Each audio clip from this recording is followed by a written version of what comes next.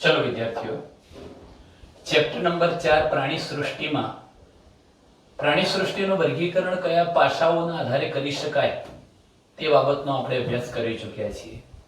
હવે આપણે એવા દરેકે દરેક પાસાને ચકાસવા છે જે ટૂંકનોંધ સ્વરૂપે પ્રશ્ન પૂછી શકાય. આ ઉપરાંત પ્રાણી સૃષ્ટિના દરેકે દરેક સમુદાયને સમજવા માટે, જેમ કે સછિદ્ર, કોષ્ઠાંતરી, પૃથુકૃમિ, સૂત્રકૃમિ, નુપૂરક, સંધિપાત, મૃદુકાય, શૂળચર્મી, સામી મેરુદંડી અને મેરુદંડી, આ તમામ સમુદાયને સમજવા માટે જે શબ્દોનો વારંવાર પ્રયોગ થવાનો છે, જે શબ્દો વારંવાર ઉપયોગમાં આવવાના છે, એવા શબ્દોની આપણે સમજૂતી મેળવીએ છીએ. માટે તમે સવિશેષ ધ્યાન રાખશો. ફર્સ્ટ, સમિતિની મારે વાત કરવી છે. મેં તમને અગાઉ કહ્યું હતું કે જો પ્રાણીઓનું વર્ગીકરણ કરવું છે કાં તો પ્રાણીઓને વર્ગીકૃત કરવા છે, શબ્દ લખીશ અહીંયા કે પ્રાણીઓને સમમિતિને આધારે વર્ગીકૃત કરી શકાય.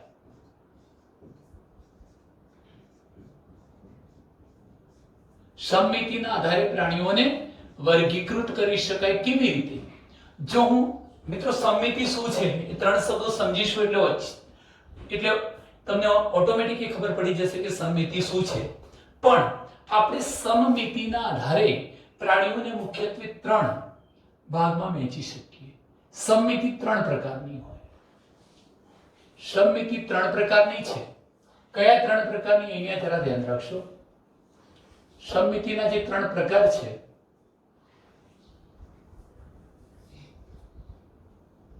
એમાં હું લખું છું અરીય સમમિતિ,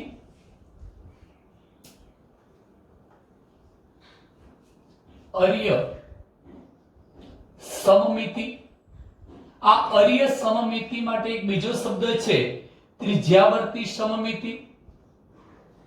ત્રિજ્યાવર્તી સમમિતિ પણ કહી શકાય.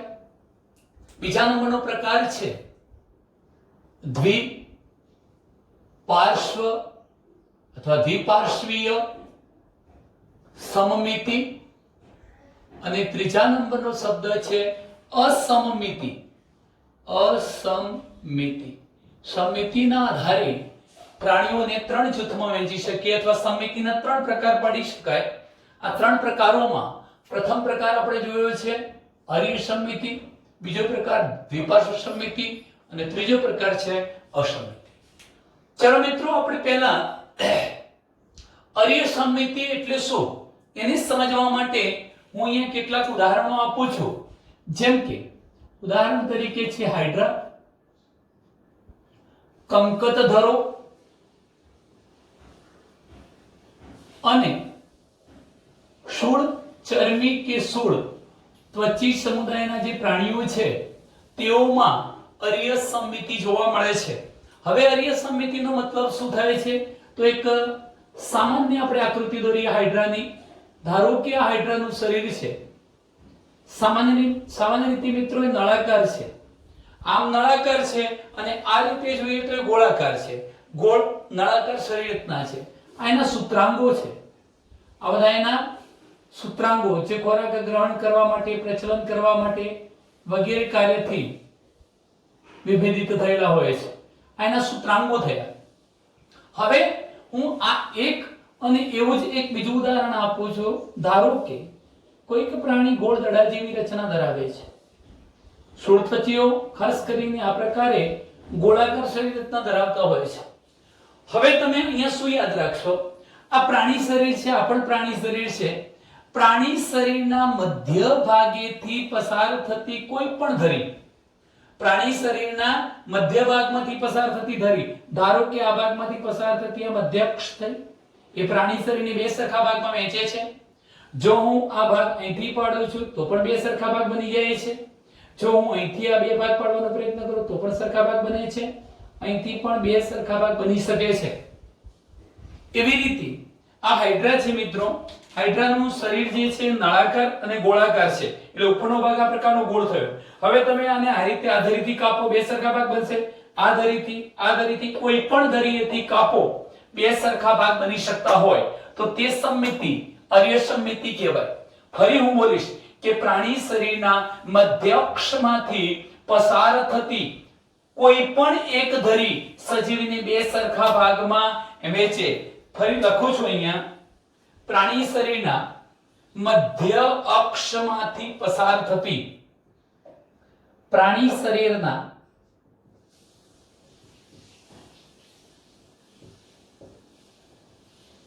મધ્ય અક્ષમાંથી પસાર થતી કોઈ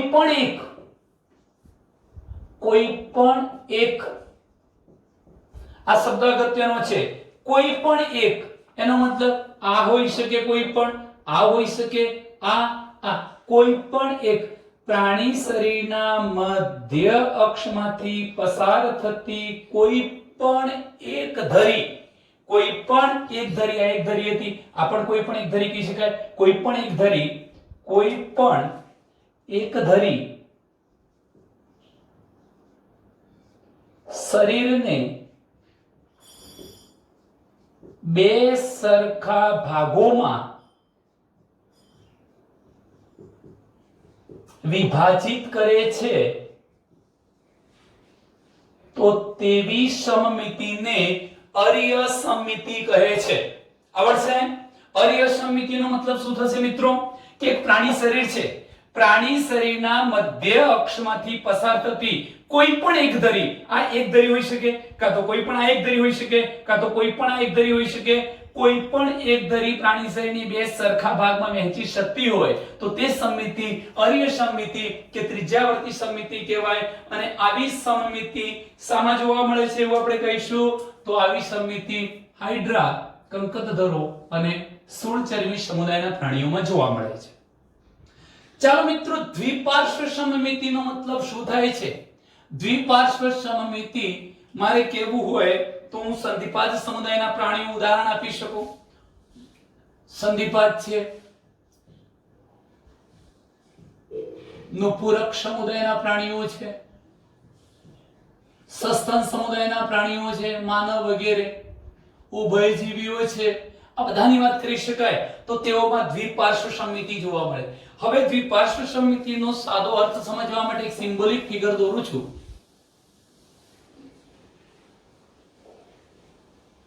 આ કોઈ એક વ્યક્તિ છે મિત્રો, માનો. હવે તમે જોઈ શકો છો કે પ્રાણી શરીરના મધ્ય અક્ષમાંથી, અલગ પેનથી બતાવવા પ્રયત્ન કરું, પ્રાણી શરીરના મધ્ય અક્ષમાંથી પસાર થતી ધરી જો પ્રાણી શરીરને જમણા અને ડાબા અને જમણા એમ બે સરખા ભાગોમાં વહેંચી શકતી હોય તો તે સમમિતિ દ્વિપાર્શ્વ સમમિતિ કહેવાય. પ્રાણી શરીરની મધ્ય અક્ષ પર કોઈ એક જ ધરીએથી પ્રાણી શરીરને, અહીંયા લખું છું કે પ્રાણી શરીરને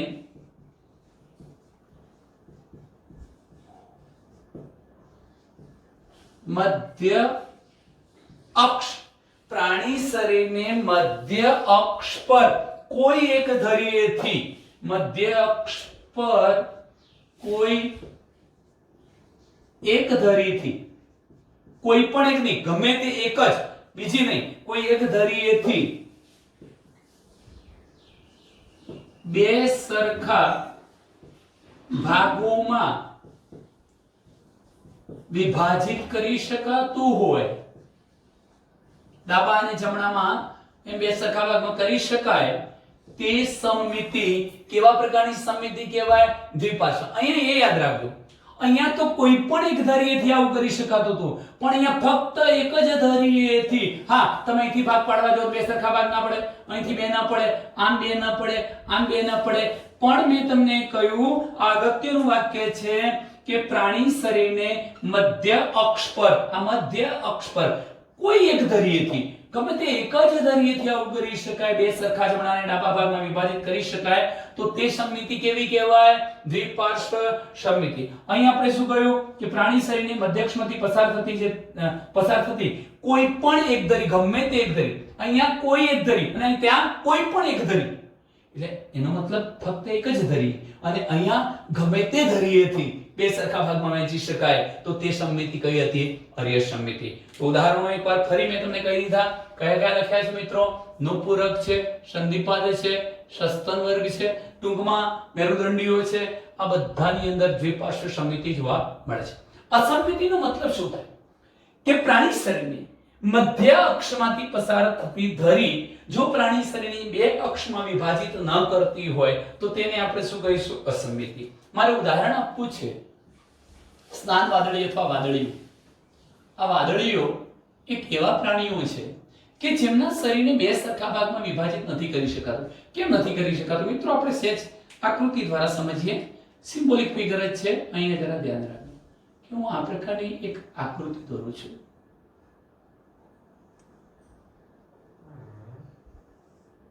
મેં આ પ્રકારની એક સ્નાન વાદળીની આકૃતિ દોરી છે. આકૃતિ કોની છે? સ્નાન વાદળી અથવા વાદળીની છે. આ વાદળી નામનું જે પ્રાણી છે, તમે મિત્રો જુઓ, આને અહીંયા બે સરખા ભાગમાં વિભાજિત કરવાનો પ્રયત્ન કરો તો બે સમાન ભાગ નથી બનતા. કોઈ પણ ધરીએથી નથી બનતા. અહીંથી કરો, અહીંથી કોઈ પણ ધરીએથી આપણે પ્રાણી શરીરને જ્યારે બે સમાન ભાગોની અંદર વહેંચી શકતા નથી તો તેને શું કહેવાય? અસમમિતિ. મધ્ય અક્ષમાંથી પસાર થતી ધરી લખીશ અહીંયા કે મધ્ય અક્ષમાંથી પસાર થતી ધરી પ્રાણી શરીરને બે સરખા ભાગોમાં વિભાજિત ન કરતી હોય. મધ્ય અક્ષમાંથી પસાર થતી ધરી પ્રાણી શરીરને બે સરખા ભાગમાં વિભાજિત ન કરતી હોય તો તે બાબતને આપણે શું કહીએ છીએ? અસમમિતિ તરીકે ઓળખાવીશું. ટૂંકમાં જો મનુષ્યની વાત કરીએ તો માનવ દેહ આ પ્રાણી શરીર છે. તમે મધ્ય અક્ષમાંથી પસાર થતી ધરી પ્રાણી શરીરને બે સરખા જમણા અને ડાબા બે સરખા ભાગમાં વહેંચી શકે છે તો તે દ્વિપાર્શ્વ સમમિતિ. કોઈ ગોળાકાર કે નળાકાર શરીર રચના ધરાવતા જે પ્રાણીઓ છે એમના શરીરને તમે કોઈ પણ અક્ષેથી કાપો, બે સરખા ભાગમાં વિભાજિત કરી શકો તો તે અર્ય કે ત્રિજ્યાવર્તી સમમિતિ. અને કોઈ પ્રાણી એવું છે કે જેના શરીરને તમે કોઈ પણ એક અક્ષથી પણ બે સરખા ભાગમાં વિભાજિત કરી શકતા નથી. ટૂંકમાં એને મધ્ય અક્ષથી કાપો તો બે સરખા ભાગ જ ન બને તો તે પ્રાણીની સમમિતિ શું કહેવાય? અસમમિતિ કહેવાય. ચલો મિત્રો, આટલે સુધીની ચર્ચા આપણે કરી છે. હવે મારે દ્વિગર્ભસ્તરી અને ત્રિગર્ભસ્તરી સજીવો તમને સમજાવવા છે. મિત્રો, દ્વિગર્ભસ્તરી અને ત્રિગર્ભસ્તરી સજીવોનો મતલબ શું થાય છે? અહીં જરા ધ્યાન રાખજો. એક નવા ટોપિક તરફ આપણે જઈશું. પહેલો ટોપિક લીધો સમમિતિ. હું બીજા નંબરના ટોપિક તરફ જઉં છું. ટોપિકનું નામ છે દ્વિગર્ભસ્તરીય સજીવો. દ્વિગર્ભસ્તરીય અને બીજો એક શબ્દ છે ત્રિગર્ભસ્તરીય. દ્વિગર્ભસ્તરીય અને ત્રિગર્ભસ્તરીયનો મતલબ શું થાય છે? દ્વિગર્ભસ્તરીય અને ત્રિગર્ભસ્તરીયનો મતલબ ચાલુ છે ને? દ્વિગર્ભસ્તરીય અને ત્રિગર્ભસ્તરીયનો મતલબ શું થાય? હવે મિત્રો જરા અહીં ધ્યાન રાખો કે આ ગર્ભસ્તર શું છે પહેલા, અને દ્વિગર્ભસ્તરીય સજીવોમાં કોનો સમાવેશ થાય, ત્રિગર્ભસ્તરીય સજીવોમાં કોનો સમાવેશ થાય, આપણે એની ચર્ચા કરવી છે. તો મેં તમને અગાઉ કહ્યું હતું મારે સર્વપ્રથમ સમજાવવા છે તમને દ્વિગર્ભસ્તરીય.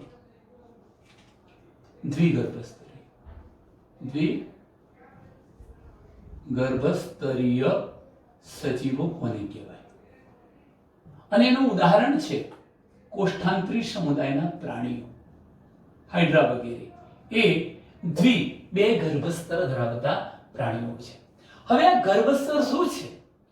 તો મિત્રો, જ્યારે પ્રાણી શરીરની અંદર અથવા માદા દેહની અંદર કે બહાર જો ગર્ભનો વિકાસ થતો હોય અથવા ભ્રૂણનો વિકાસ થતો હોય તો ભ્રૂણ વિકાસ દરમિયાન પ્રાણીઓમાં બે ગર્ભસ્તરોનો વિકાસ થતો હોય. યાદ રાખજો, કઈ ક્રિયા દરમિયાન? આ મહત્વનો પોઈન્ટ છે. ભ્રૂણ વિકાસ દરમિયાન, ગર્ભ વિકાસ દરમિયાન ભ્રૂણ વિકાસ દરમિયાન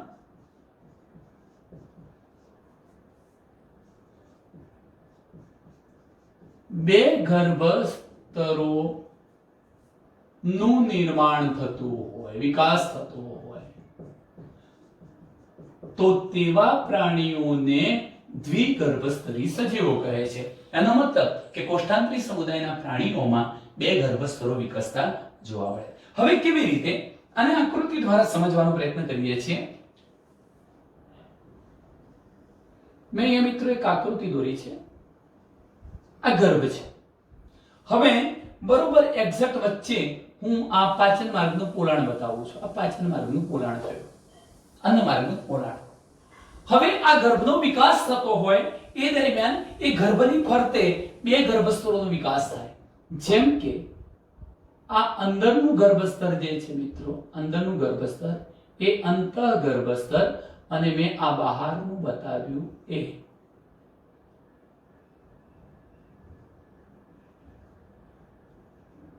બાહ્ય ગર્ભસ્તર છે.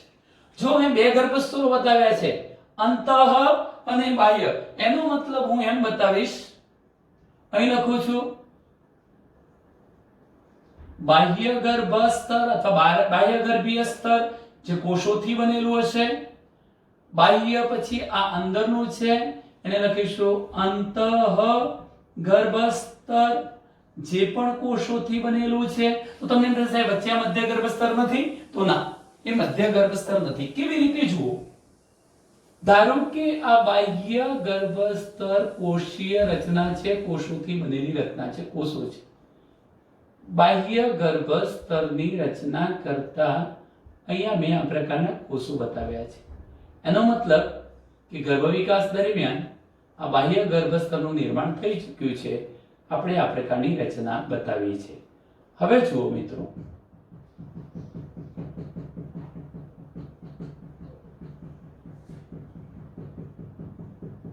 આ શું થયું? બાહ્ય ગર્ભસ્તર. હવે મારે બતાવવું છે અંતઃ ગર્ભસ્તર. અલગ પેનથી બતાવું. ચાલો, આ જે છે એ પણ કોષીય રચના છે, કોષોથી બનેલી રચના. એને આપણે શું નામ આપી દઈએ? અંતઃ ગર્ભસ્તર. આમ તમે જુઓ છો કે પ્રાણીઓના ગર્ભ વિકાસ દરમિયાન ફક્ત બે ગર્ભસ્તરોનો વિકાસ થયો. આ પાચન માર્ગની ફરતે આવેલું જે હતું અંતઃ ગર્ભસ્તર, સૌથી બહારનું બાહ્ય ગર્ભસ્તર. તો મિત્રો તમને પ્રશ્ન થાય કે વચ્ચે શું છે? તો બાહ્ય ગર્ભસ્તર અને અંતઃ ગર્ભસ્તરની વચ્ચે અકોષી કોષોનું બનેલું નથી તેવું, જ્યાં શ્લેષ્મ ભરાયેલું છે, અકોષી મધ્ય શ્લેષ આવેલું હોય, તો તેવા પ્રાણીઓને દ્વિગર્ભસ્તરીય પ્રાણીઓ કહે છે. ફરી મુદ્દો બોલું છું, યાદ રાખજો. આટલું સમજજો કે જે પ્રાણીઓના ગર્ભ વિકાસ દરમિયાન કે ભ્રૂણ વિકાસ દરમિયાન બે ગર્ભસ્તરોનું નિર્માણ થતું હોય તે દ્વિગર્ભસ્તરીય પ્રાણીઓ છે, કોષ્ઠાંતરી સમુદાયના પ્રાણીઓ. એ પણ કહી દઉં કે બહારની બાજુએ બહાર બાહ્ય ગર્ભસ્તર અને અંદર કોણ આવેલું હોય છે? અંતઃ ગર્ભસ્તર. આમ બે ગર્ભસ્તરની હાજરી હોવાના કારણે એ દ્વિગર્ભસ્તરી કહેવાય. બાહ્ય અને અંતઃ ગર્ભસ્તરની વચ્ચે, બાહ્ય અને અંતઃ ગર્ભસ્તરોની વચ્ચે અકોષી, કોષોનું નથી બનેલું તેવું અકોષી મધ્ય શ્લેષ સ્તર આવેલું છે. મધ્ય શ્લેષનું બનેલું સ્તર. તો તેવા પ્રાણીઓને શું કહેવામાં આવે છે? દ્વિગર્ભસ્તરી સજીવો કહે છે. આવડશે? ચાલો મિત્રો, હવે આપણે દ્વિગર્ભસ્તર પછી ત્રિગર્ભસ્તરી સજીવોની વાત કરવી છે. આ યાદ રાખજો, આપણે હવે જે સજીવો લઈએ છીએ એ છે કયા? ત્રિગર્ભસ્તરી. દ્વિગર્ભસ્તરી પછી ત્રિગર્ભસ્તરી. ત્રિગર્ભસ્તરીય સજીવો એટલે શું? સિમ્પલ છે એકદમ. અને ત્રિગર્ભસ્તરીય સજીવો કયા? મિત્રો કોષ્ઠાંતરી પછીના તમામનું મતલબ કે પૃથુકૃમિથી લઈને છેક મેરુદંડી સુધીના પૃથુકૃમિ, સૂત્રકૃમિ, નુપુરક, સંધિપાદ, મૃદુકાય, સૂળચર્મી, સામી મેરુદંડી અને મેરુદંડી આ તમામ સમુદાયના પ્રાણીઓ કેવા છે? 3 ગર્ભસ્તર વાળા ત્રિગર્ભસ્તરી. એટલે ઉદાહરણ થયું પૃથુકૃમિથી લઈને ક્યાં સુધીના? મેરુદંડી સુધીના. હવે ત્રિગર્ભસ્તરીનો મતલબ શું થાય છે? તો આપણે એને આકૃતિ દ્વારા સમજવા પ્રયત્ન કરીએ છીએ. હું થોડી મોટી આકૃતિ દોરીશ જેથી તમે સરળતાથી સમજી શકો. આ પ્રાણીનો ગર્ભ છે. આ પ્રાણીનો શું છે? ગર્ભ વિકાસ. આ ગર્ભ વિકાસ થઈ રહ્યો છે મિત્રો. પ્રાણીનો ગર્ભ ધોર્યો. હવે આ પ્રાણીમાં તમે અહીં જોઈ શકો છો કે કેન્દ્ર ભાગે આ પાચન માર્ગનું શું છે? પોલાણ છે. પાચન માર્ગનું પોલાણ. હવે હું 3 ગર્ભસ્તરો બતાવીશ. જોજો. આજે બતાવું છું. અંતઃગર્ભસ્તર થયું. અહીંયા જે રચના બતાવું છું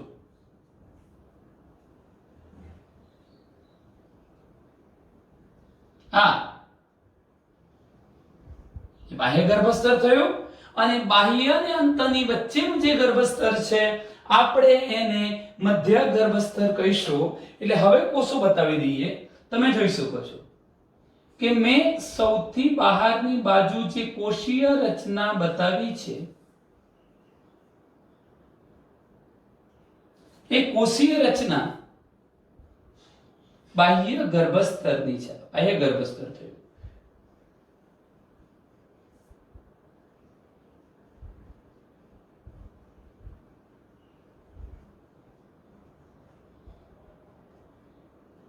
આકૃતિમાં મિત્રો સમય જશે પણ જરા ધ્યાનથી સમજજો.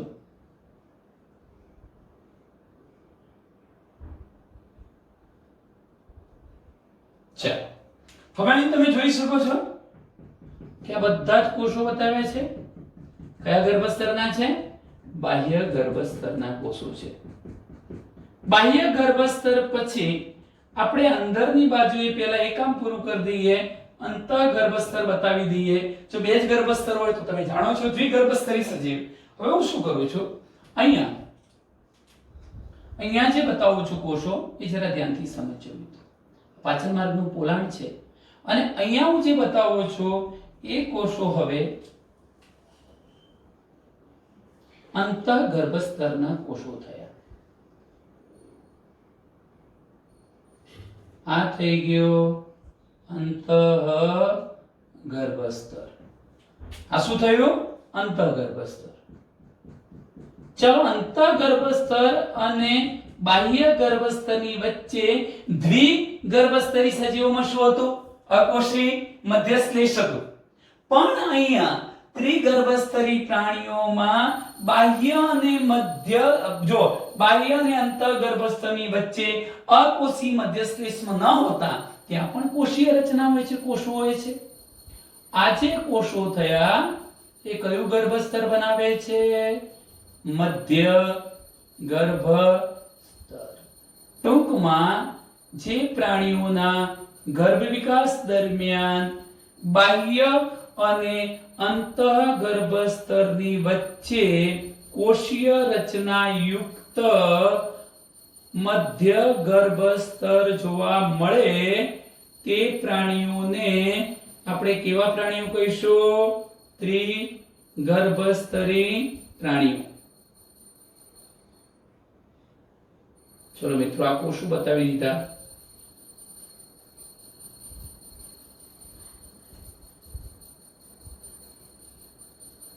અહીંથી તમે જોઈ શકો છો. કારણ કે આ જ આકૃતિઓના આધારે આપણે આગળની રચના સમજવી છે એટલે થોડોક સમય જશે. જરા ધ્યાનથી સમજજો. ફરી એકવાર બોલી દઉં છું કે ત્રિગર્ભસ્તરી સજીવો એટલે શું? જે પ્રાણીઓના ગર્ભ વિકાસ દરમિયાન 3 ગર્ભસ્તરોનું નિર્માણ થતું હોય તેને ત્રિગર્ભસ્તરીય પ્રાણીઓ કહે છે. આવા જે 3 ગર્ભસ્તરો છે એમાં સૌથી બહારની બાજુએ આવેલું ગર્ભસ્તર જે છે એને આપણે બાહ્ય ગર્ભસ્તર કહીશું. બાહ્ય ગર્ભસ્તર, આ સૌથી અંદરનું હતું એને અંતઃ ગર્ભ સ્તર કહીશું, અને આ બંનેની વચ્ચેનું જે હતું એને આપણે નામ આપીશું મધ્ય ગર્ભ સ્તર. તો હવે તમને આવડી જશે આ ટોપિક કે ત્રિગર્ભસ્તરી પ્રાણીઓ એટલે શું. બાહ્ય અને અંતઃ ગર્ભસ્તરની વચ્ચે જો કોષીય રચના ધરાવતું મધ્ય ગર્ભસ્તર હાજર હોય તો તેને આપણે શું કહીએ છીએ, ત્રિગર્ભસ્તરી પ્રાણીઓ. ઉદાહરણ કયા થાય ત્રિગર્ભસ્તરીના? પૃથુકૃમિથી લઈને મેરુદંડી. ચલો મિત્રો, એક ત્રીજી બાબત તરફ આપણે જઈ રહ્યા છીએ, દેહકોષ. ચલો ત્રિગર્ભસ્તરીના આધારે જ આપણે દેહકોષથી સમજવાના. આ યાદ રાખવાનું કે હવે પછીના બધા સજીવ ભલે એ દેહકોષ્ઠી હોય, અદેહકોષ્ઠી હોય કે કુટ દેહકોષ્ઠી હોય, પણ તેઓ ત્રિગર્ભસ્તરી તો હશે જ. એટલે આપણે આ આકૃતિના આધારે એમાં ફેરફાર કરી અદેહકોષ્ઠી, દેહકોષ્ઠી અને કુટ દેહકોષ્ઠી ભણીશું. તો ત્રીજી એક બાબત તરફ હવે જઈ રહ્યા છીએ, દેહકોષ્ઠ. મિત્રો દેહકોષ્ઠ શું છે? પહેલા દેહકોષ્ઠ કોને કહેવાય? દેહકોષ્ઠ માટે હું બીજો શબ્દ લખું છું, શરીર ગુહા. શરીરનું સાચું પોલાણ શરીર ગુહા, દેહકોષ્ઠ. હવે દેહકોષ્ઠનો મતલબ શું થાય છે આ યાદ રાખો કે ધારો કે આ પ્રાણી શરીરની દિવાલ છે, આ દિવાલ શરીર દિવાલ છે, અને એક્ઝેક્ટ વચ્ચે અહીંયા આ પાચન નળી છે, પાચન માર્ગનું પોલાણ છે, પાચન નળી છે શરીરની વચ્ચે, આ પાચન નળી છે, પાચન નળી. તો આ પાચન નળી અને શરીર દિવાલ વચ્ચેનું આ જે કંઈ ડોટ મેં રેડ રંગના ડોટ કર્યા છે, આ જે કંઈ તમને પોલાણ દેખાયું અન્નમાર્ગની ફરતે શરીર દિવાલની અંદરની બાજુએ જે કંઈ પોલાણ દેખાયું, તમે જાણો છો કે આ શરીરની દિવાલ છે મિત્રો, બરોબર. એક્ઝેક્ટ વચ્ચેથી આપણો પાચન માર્ગ પસાર થાય છે. તો એ પાચન માર્ગ અને આ બધી શરીર દિવાલ વચ્ચે પણ એક પોલાણ આવેલું છે, મોટું સાચું પોલાણ. એને શું કહેવાય છે? દેહકોષ્ઠ અથવા શરીર ગુહા, કે જેમાં આપણા હૃદય ને ફેફસા ને યકૃત ને જેવા અંગો ગોઠવાયેલા હોય છે મિત્રો આ પોલાણની અંદર. એટલે આપણે એમ કેવા શું? દેહકોષ્ઠ ધરાવતા દેહકોષ્ઠી. તો યાદ રાખો, વ્યાખ્યામાં શું લખીશું? વ્યાખ્યામાં લખી શકાય કે શરીર દિવાલ અને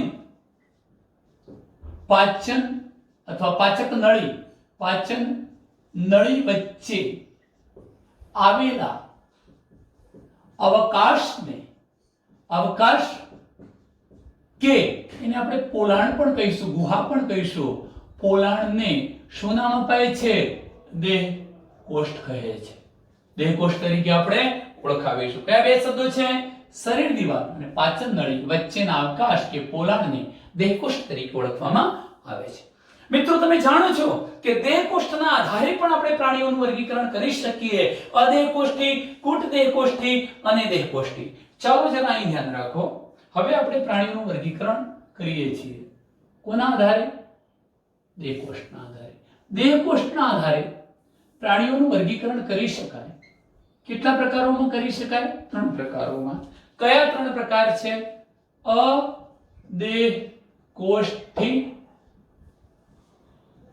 એક પ્રકાર, ખોટું આભાસી કુટ દેહકોષ્ઠી બીજો પ્રકાર, અને ત્રીજો પ્રકાર છે દેહકોષ્ઠી. કુટ દેહકોષ્ઠી, અદેહકોષ્ઠી. ઓકે, હવે જોજો અદેહકોષ્ઠીમાં કોણ આવે મિત્રો? તો અદેહકોષ્ઠીમાં જો હાઇડ્રા તો આપણે ભણી ગયા હતા, દ્વિગર્ભસ્તરીય, પછી ત્રિગર્ભસ્તરીય પ્રાણીઓ. હાઇડ્રા શામાં આવતું? કોષ્ઠાંત્રી. પછીનો સમુદાય કયો આવે? પૃથુકૃમિ. તો પૃથુકૃમિ સમુદાયના જે પ્રાણીઓ છે, પૃથુકૃમિ સમુદાયના પ્રાણીઓ એ અદેહકોષ્ઠી છે. પૃથુકૃમિ પછી આવે સૂત્રકૃમિ. તો સૂત્રકૃમિ સમુદાયના જે પ્રાણીઓ છે એ કુટ દેહકોષ્ઠી છે.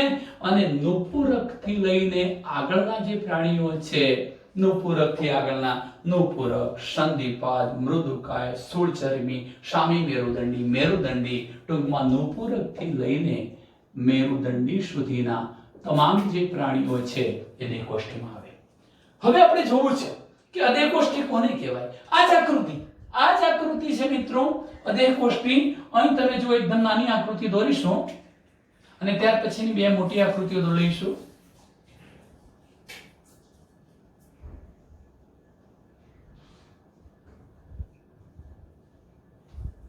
ચલો અહીં તમે જોઈ શકો છો કે મેં આ જે વચ્ચે બતાવ્યું છે પાછળ માર્ગનું પોલાણ બતાવ્યું છે.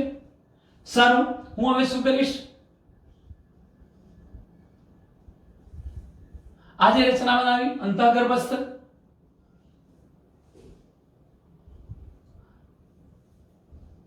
આ રચનાથી બાહ્ય ગર્ભસ્થ અને વચ્ચે કયું મધ્ય ગર્ભસ્થ. ચલો આકૃતિમાં કોષોને અલગ પાડી દઈએ.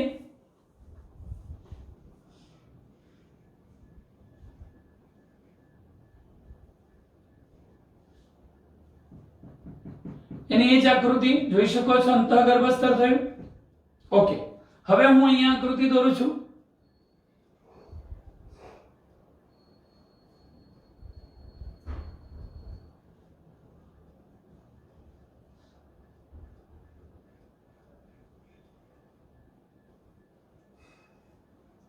આ થઈ ગયું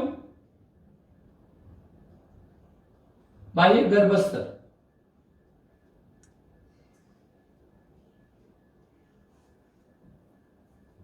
ઓકે, આ થઈ ગયું બાહ્ય ગર્ભસ્થ. અને આ બેની વચ્ચે જે બાકી રહ્યું એ મધ્ય ગર્ભસ્થ, કારણ કે આપણે ત્રિગર્ભસ્તરીય છીએ. આપણે ત્રિગર્ભસ્તરીયના જ પ્રકાર પાડીએ, દેહ કોષ્ઠી, અદેહ કોષ્ઠી અને કૂટદેહ કોષ્ઠી. તો ત્રણ ગર્ભસ્તર બતાવે છે. આ જે બ્લેક પેન થી દોરું છું આપણા માટે અગત્યનું છે, યાદ રાખજો. આમાંથી જ બધા ફેરફાર હવે આપણે જોવાના છે. આ શું છે, મધ્ય ગર્ભસ્થ. ફરી બોલ દઉં છું એકવાર કે જે પ્રાણીઓના ભ્રૂણ કે ગર્ભ વિકાસ દરમિયાન ત્રણ ગર્ભસ્તરોનું નિર્માણ થતું હોય તે પ્રાણીઓને ત્રિગર્ભસ્તરી પ્રાણીઓ કહે છે. બહારની બાજુએ બાહ્ય ગર્ભસ્તર, અંદરની બાજુ અંતઃગર્ભસ્તર, બાહ્ય અને અંતઃગર્ભસ્તરની વચ્ચે મધ્ય ગર્ભસ્તર આવેલું હોય તો તે પ્રાણીઓ ત્રિગર્ભસ્તરી પ્રાણી કહેવાય. અત્યારે મેં આ ત્રિગર્ભસ્તરી પ્રાણી દોર્યું છે, પણ સૌથી મહત્વની બાબત અહીંયા શું છે, મેં આની આ જ આકૃતિ દોરી છે.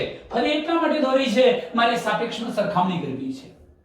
તો હવે જોજો, અદેહ કોષ્ઠીમાં મિત્રો પૃથુકૃમિમાં તમને ક્યાંય આ પાચન માર્ગ અને આ શરીર દિવાલ વચ્ચે કોઈ પોલાણ જોવા મળે છે ખરું? ના. તો તેને શું કહેવાય? અદેહ કોષ્ઠી. તો અદેહ કોષ્ઠીનો મતલબ શું થયો? હું અહીં લખીશ કે પાચન માર્ગ અને શરીર દિવાલ વચ્ચે અવકાશ હોતો નથી. અવકાશ ન હોય તો તેને શું નામ અપાય છે? અદેહ કોષ્ઠી સજીવો કહેવાય. તો તેઓને અદેહ કોષ્ઠી સજીવો કહે છે. પૃથુકૃમિ સમુદાયના પ્રાણીઓ આપણે ઉદાહરણ આપી શકીએ. ચાલો મિત્રો, હવે મારે પહેલા સૂત્રકૃમિ સમજાવતા પહેલા તમને દેહકોષ્ઠી પ્રાણીઓ સમજાવવા છે, અને દેહકોષ્ઠીના આધારે આપણે સૂત્રકૃમિને સમજવા પ્રયત્ન કરીએ છીએ.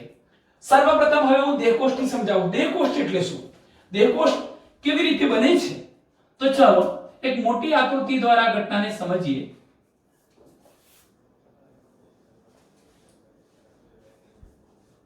આ મેં એક ફિગર દોરી છે, જરા ધ્યાન રાખીશું. ઓકે, આ એક ફિગર દોરી છે. એમાં હું શું કરીશ, ચાલો અહીંયા તો હું બાહ્ય ગર્ભસ્તર બતાવી દઉં છું.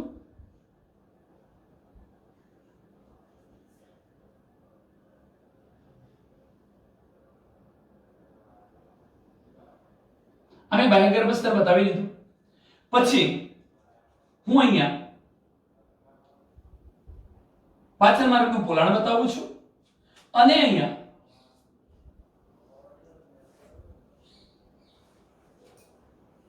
અંતઃગર્ભસ્તર મેં બતાવ્યું. સમજવા જેવી બાબત આ છે મિત્રો. હવે જરા ધ્યાન રાખજો. આ બાબતને સમજો. ચાલો કોષો બતાવી દઈએ એકવાર. બાહ્ય ગર્ભસ્તરના કોષો બતાવી દઈએ.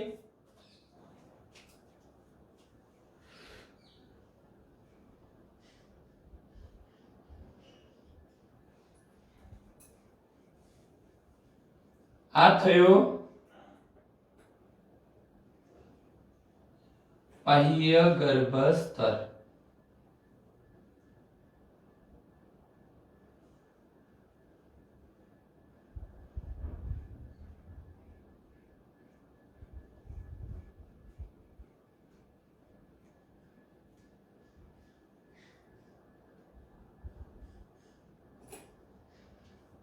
ચલો મિત્રો,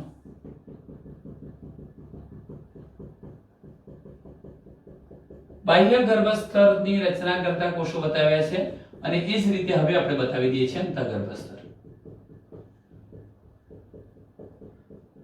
સાથે સાથે આકૃતિઓ દોરતા રહેશો.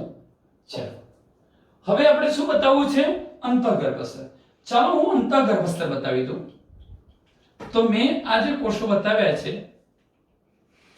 આ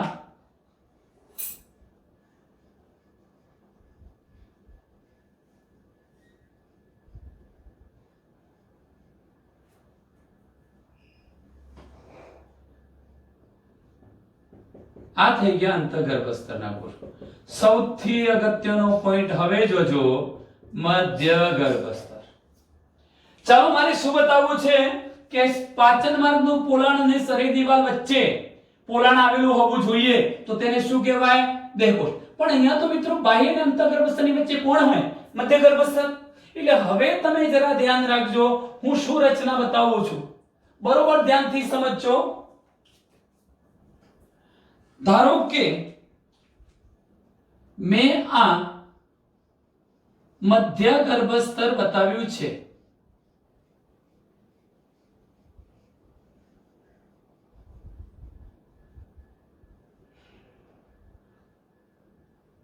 આમાં આપણે ઉતાવળ નહીં કરીએ, જરા ધ્યાનથી જોજો. આમે બતાવી દીધો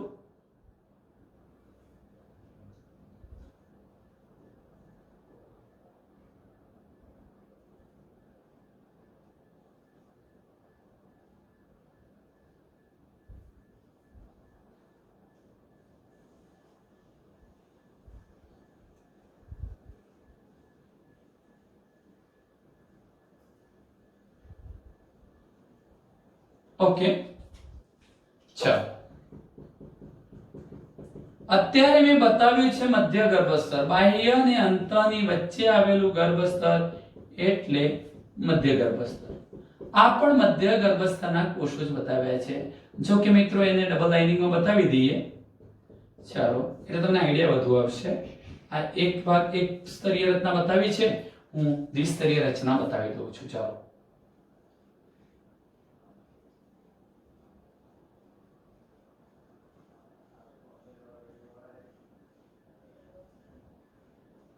હવે આપણી આકૃતિ એકદમ ક્લિયર થઈ ગઈ, તમે સમજી શકો એવી. જો કેવી રીતે. મને પહેલા એટલું કહો કે ત્રિગર્ભસ્તરી સજીવમાં કેટલા ગર્ભસ્તરો હોય? 3. ઓકે, 3 ગર્ભસ્તરો હોય તો એનો સીધો મતલબ એવો થયો કે આ અંતઃગર્ભસ્તર, આ બાહ્ય ગર્ભસ્તર અને વચ્ચે કોણ હોય? સળંગ આખું બધું અહીં જે અત્યારે જગ્યા બતાવી છે ત્યાં પણ આખું બધું શું હોય? મધ્ય ગર્ભસ્તરના કોષો હોવા જોઈએ. પણ ઉદ્વિકાસ થયો. ઉદ્વિકાસ થતા થતા શું ઘટના બની એ બતાવું છું, જરા ધ્યાન રાખજો કે અહીંયા બધા મધ્ય ગર્ભસ્તરની રચના કરતા કોષો હતા. અહીંયા પણ હતા જ, આ બ્લેક બતાવે કોષો જ હતા. પણ ધીરે ધીરે ધીરે ધીરે ત્યાં એક નાનકડું પોલાણ સર્જાયું હશે. એ પોલાણ ધીરે ધીરે ધીરે ધીરે આગળ વધ્યું હશે અને પરિણામ સ્વરૂપે તમે જોઈ શકો છો, પરિણામ સ્વરૂપે તમને એક સળંગ પોલાણ દેખાશે. આ એક સળંગ પોલાણ દેખાયો. આ જે સળંગ પોલાણ તમને દેખાય છે મિત્રો, એ જ સાચી શરીર ગુહા દેહકોષ. પાચન માર્ગ અને શરીર દિવાલ વચ્ચે જોવા મળતા પોલાણને શું કહેવાય? દેહકોષ અથવા શરીર ગુહા. દેહકોષ ધરાવતા પ્રાણીઓને શું કહેવાય? દેહકોષ્ઠી પ્રાણીઓ કહેવાય. થયું શું, કેવી રીતે નિર્માણ પામ્યું? તમને કોઈ ટૂંકો પ્રશ્ન પૂછે કે દેહકોષનું નિર્માણ શામાંથી થાય છે? મધ્ય ગર્ભસ્તરમાંથી. કેવી રીતે થયું? મધ્ય ગર્ભસ્તરની રચના કરતા કોષોનું થોડું શું થઈ ગયું છે? વિઘટન. ધીરે ધીરે વિઘટન આગળ વધ્યું હશે એટલે એક સળંગ શું સર્જાયું હશે? પોલાણ. એને શું કહેવાય? દેહકોષ્ઠ. તો મધ્ય ગર્ભસ્તરમાંથી દેહકોષ્ઠ ઉત્પન્ન થાય છે. હા, એક વસ્તુ, જો આ દેહકોષ્ઠ હોય તો દેહકોષ્ઠનું અસ્તર, અસ્તર એટલે આજુબાજુનું આવરણ શાનું બનેલું છે? બોલો મિત્રો. આ દેહકોષ્ઠનું આવરણ શાનું બનેલું છે? મધ્ય ગર્ભસ્તરના કોષોથી. કારણ કે આ તો કોણ હતું? મધ્ય ગર્ભસ્તર. તો આ પોલાણ સર્જાયું તો આ ફરતે આવરણ, અંદરનું એ ફરતું આવરણ, આ બંને આવરણ એટલે અસ્તર શાનું બનેલું હોય છે? આવરણ અથવા અસ્તર મધ્ય ગર્ભસ્તરના કોષોથી બનેલું હોય છે. આપણે જ્યારે ફરી ગયું છે કે ત્રિગર્ભસ્તરી પ્રાણીઓ હતા, બાહ્ય ગર્ભસ્તર, અંતઃગર્ભસ્તર, અને એમની વચ્ચે આખું મધ્ય ગર્ભસ્તર હતું, આખું સળંગ હતું. પહેલા તો બધા કોષો હતા, પણ ઉદ્વિકાસ થયો હશે, ધીરે ધીરે મધ્ય ગર્ભસ્તરના કોષોનું વિઘટન થયું છે, પોલાણ સર્જાયું. તો આ પોલાણને શું કહેવાય? દેહકોષ્ઠ. હવે જો આ પોલાણ સર્જાય તો મધ્ય ગર્ભસ્તર બે ભાગોમાં વહેંચાઈ ગયું, અંતઃ મધ્ય ગર્ભસ્તર, બાહ્ય મધ્ય ગર્ભસ્તર. તો આ અસ્તર જે થયું, દેહકોષ્ઠનું અસ્તર, એ કયા કોષોનું બનેલું છે? મધ્ય ગર્ભસ્તરના કોષોથી બનેલું છે. તેને શું કહીશું આપણે? દેહકોષ્ઠી પ્રાણી. હવે મારે તમને સમજાવવું છે અદેહકોષ્ઠી, સોરી, કૂટ દેહકોષ્ઠી. સૂત્રકર્મી સમુદાયના પ્રાણીઓ કૂટ દેહકોષ્ઠી. મિત્રો એકદમ બિલકુલ સિમ્પલ અને ઈઝી છે. જરા ધ્યાન રાખજો. હું એક આકૃતિ દોરીશ નાનકડી. અને આકૃતિ દોરી છે. હવે આ આકૃતિના આધારે આપણે શું સમજીએ છીએ? કૂટ દેહકોષ્ઠી પ્રાણીઓ. કૂટ દેહકોષ્ઠી પ્રાણીઓનો અર્થ શું થાય? તો આ વચ્ચોવચ્ચ પાચન માર્ગનું પોલાણ થઈ ગયું. હું અહીંયા અંતઃગર્ભસ્તર બતાવું છું,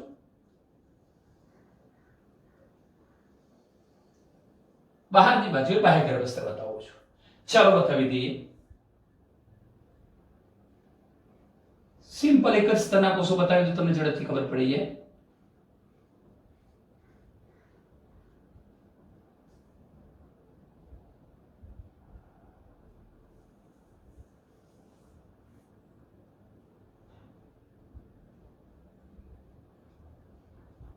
ચલો આ કયું સ્તર દોરી દીધું છે આપણે? બાહ્ય ગર્ભસ્તર પૂરું થઈ ગયું. હવે શું બતાવી દઈએ? અંતઃગર્ભસ્તર. તો ચાલો અંતઃગર્ભસ્તરના કોષો બતાવી દઈએ. આમે બતાવી દીધો અંતઃગર્ભસ્તર.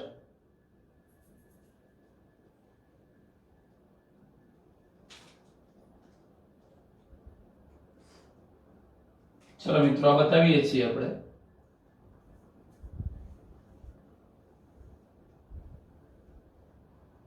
અંતઃગર્ભસ્તર.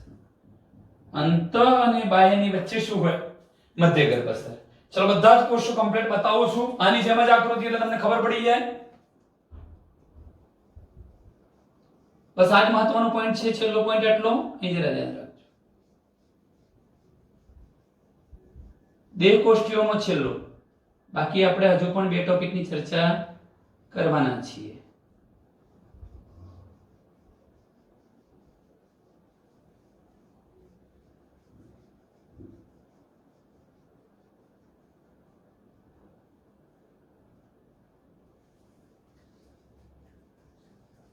કયા ગર્ભસ્તરના કોષો આપણે બતાવી રહ્યા છીએ?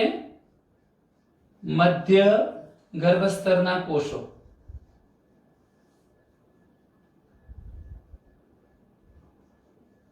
પૂરા કેમ બતાવીએ છીએ એનું કારણ છે. જો આ રીતે જ આકૃતિ બતાવીએ તો તમે તરત જ કહેશો કે આ તો ત્રિગર્ભસ્તરી પ્રાણીઓ થયા છે અને દેહકોષ્ઠ નથી એટલે અદેહકોષ્ઠી કહેવાય. પણ એવું નથી, આપણે થોડો ફેરફાર કરીએ છીએ આકૃતિમાં. કેવો ફેરફાર? હવે જોજો.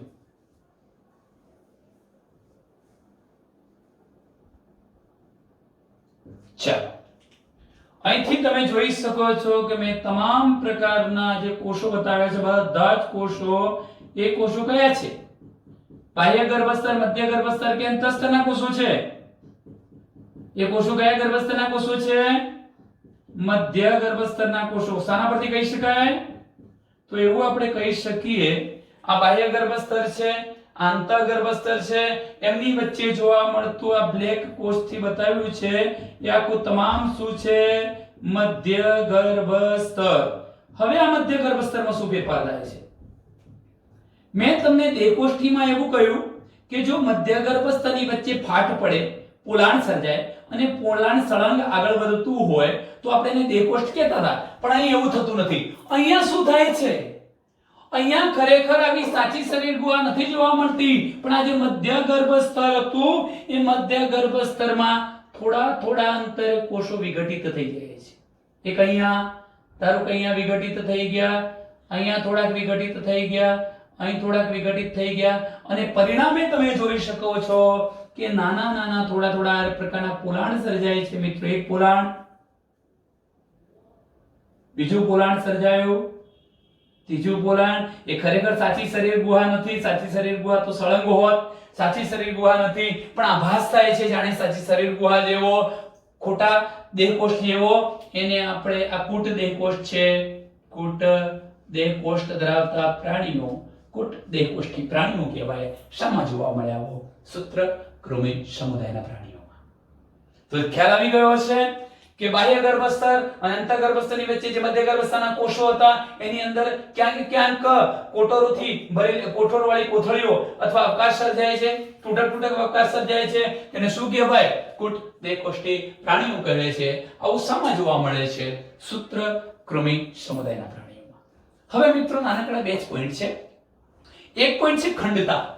ચલો જરા અહીં ધ્યાન રાખીશું.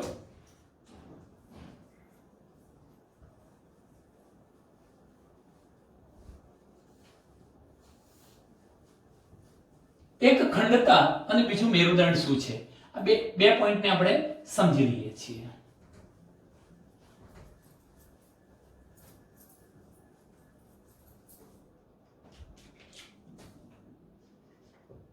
ખંડતા, એમાં આપણે શબ્દ જોવાના સમખંડતા, સમખંડન, અને અહીંયા આપણે બીજો એક ટોપિક લેવો છે મેરુદંડ. મેરુદંડ શું છે? ઓકે, ચલો મિત્રો, ખંડતા શામાં જોવા મળે? તો અળસિયા જેવા જે પ્રાણીઓ છે, અળસિયું, કેટલાક સંધિપાત સમુદાયના પ્રાણીઓમાં જોવા મળે, અળસિયા વગેરેમાં ખંડતા જોવા મળે. ખંડતાનો મતલબ શું થાય?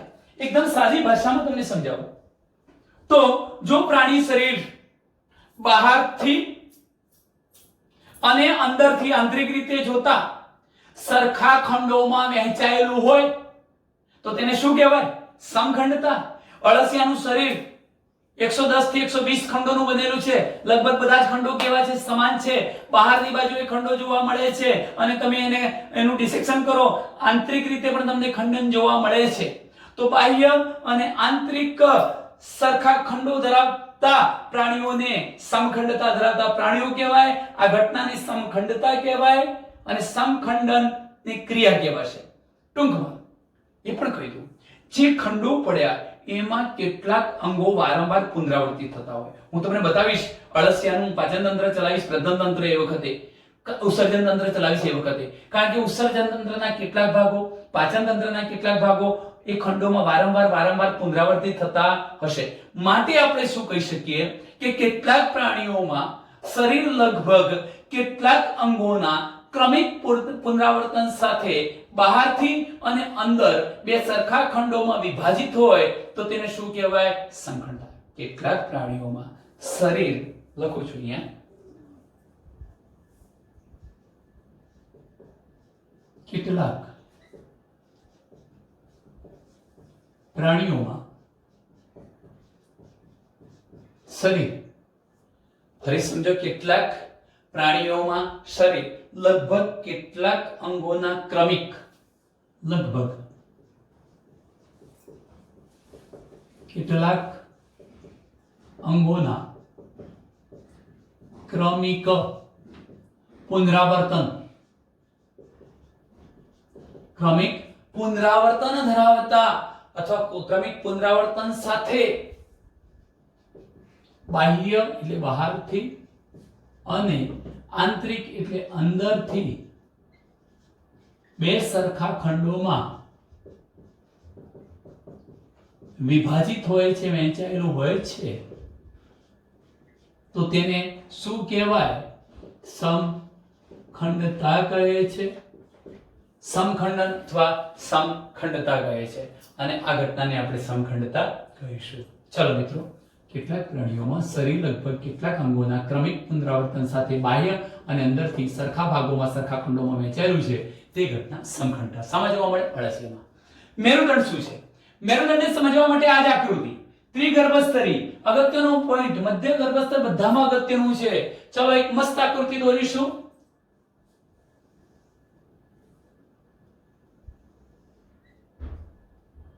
પાચન માર્ગનું પોલાણ, અંતઃગર્ભસ્તર, બાહ્ય ગર્ભસ્તર. ચલા ગર્ભ વિકાસ દરમિયાન જોવા મળે ને. હવે જરા અહીં ધ્યાન રાખો, જુઓ કે આ શું છે? આ શું છે? બાહ્ય ગર્ભસ્તર છે. છેલ્લો પોઈન્ટ છે. 2 મિનિટ મિત્રો અહીં જરા ધ્યાન રાખશો.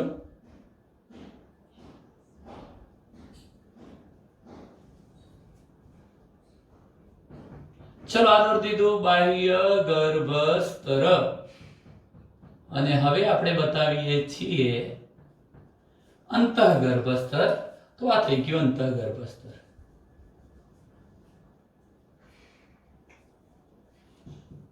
અંતઃગર્ભસ્તર. ચાલો બાહ્ય અને અંતઃગર્ભસ્તરની વચ્ચે કોણ છે? મધ્ય ગર્ભસ્તર. બતાવી દઈએ એને.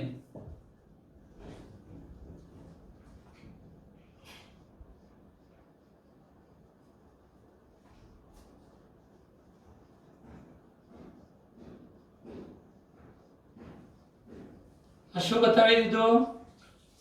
મધ્ય ગર્ભસ્તર. બસ આમાંથી જ આપણે રચના જોવી છે. મેરુદંડ આ મધ્ય ગર્ભસ્તરમાંથી ઉદ્ભવતી એક નક્કર દંડ જેવી રચના છે મિત્રો. પણ ક્યાંથી ઉત્પન્ન થાય છે ચાલો જોઈએ.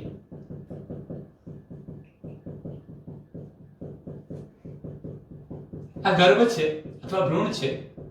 ત્રિગર્ભસ્તરીય છે. બાહ્ય, અંત અને મધ્ય ગર્ભસ્તર. મારે મધ્ય ગર્ભસ્તરમાંથી મેરુદંડ નામે ઓળખાતી રચના બતાવવી છે. એનો મતલબ એવો થયો કે હું આ ગર્ભના બે ભાગ પાડું છું. તો આ ગર્ભનો વક્ષ ભાગ થયો આગળનો અને આ ગર્ભનો પાછળનો પૃષ્ઠ ભાગ થયો. આ ઉપરાંત વચ્ચેથી પસાર થતી એક અક્ષ બતાવું છું, મધ્ય અક્ષ. આ ધારો કે મધ્ય અક્ષ છે. મધ્ય અક્ષ છે. હવે પરિસ્થિતિ જુઓ, ક્યાં? વક્ષ બાજુએ નહીં. કઈ બાજુ? પૃષ્ઠ બાજુએ. પૃષ્ઠ બાજુ તો ખરી, પણ મધ્ય અક્ષ પર. એટલે આપણે એને આકૃતિમાં બતાવી જો અલગ પેનથી બતાવું છું. એક ટપકા જેવી રચના બતાવી દીધી મેં. રેડ રંગનું ટપકું કયા ગર્ભસ્તરમાં બન્યું? કયા ગર્ભસ્તરમાં બન્યું છે? મધ્ય ગર્ભસ્તરમાં. કઈ બાજુએથી બન્યું છે? તો એ પૃષ્ઠ બાજુએથી બન્યું છે. ક્યાંથી બન્યું છે? મધ્ય ગર્ભસ્તરમાંથી. વ્યાખ્યા શું થાય?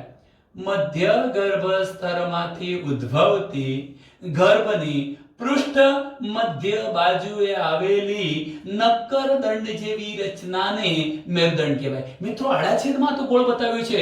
હકીકતમાં આપણે એને ઊભા છેદમાં જોવાનો પ્રયત્ન કરીએ તો આ પ્રકારની નક્કર દંડ જેવી દેખાતી જે રચના છે એ શું છે?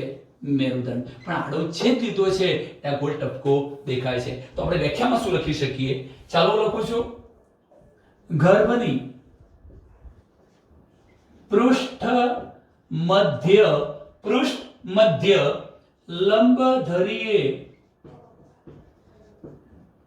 આવેલી અને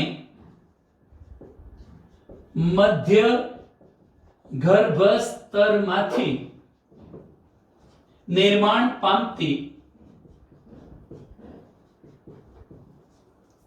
નક્કર દંડ જેવી રચનાને મેરુદંડ કહે છે. શું કહેવાય? મેરુદંડ. ફરી બોલું છું. ગર્ભની પૃષ્ઠ મધ્ય બાજુએ લંબ ધરી આવેલી, આ નથી, અહીં જોજો, લંબ ધરી આવેલી મધ્ય ગર્ભસ્તરમાંથી નિર્માણ પામતી નક્કર દંડ જેવી રચનાને મેરુદંડ કહે છે.